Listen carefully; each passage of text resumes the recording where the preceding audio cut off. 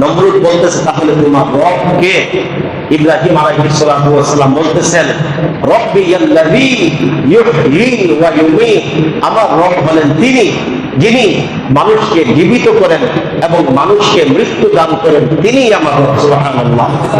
নমরুদ বলতেছে, আচ্ছা শোনো, যে জীবিত করে বা যে মৃত্যু দেয় সে যদি রব হয়, এবার কি করতেছে, জেলখানা থেকে একজন ফাঁসির আসামি, যার কিছুদিন পর ফাঁসি হয়ে যাবে, আদেশ হয়ে গিয়েছে, নমরুদ তাকে মুক্ত করে দিল আর বলল, দেখো ইব্রাহিম, তার কিন্তু কিছুদিন পর মৃত্যু হয়ে যাবে, আমি তাকে মুক্ত করে দিলাম, আমি তার হায়াত দিলাম।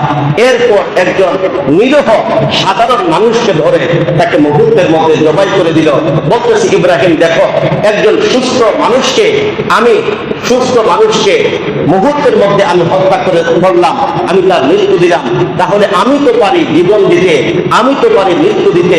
ইব্রাহিম আলাইহিস সালাতু ওয়াস সালাম বলতেছেন, আচ্ছা শোনো, তাহলে শোনো, আল্লাহ রাব্বুল আলামিন তো ফাইন্নাল্লাহা ইয়াতি বিশ-শামসি মিনাল মাশরিকি ফাতি বিহা মিনাল মাগরিব, আমার প্রভু সর্বদা সূর্যকে পূর্ব দিক থেকে সূর্যকে প্রতিদিন উঠান।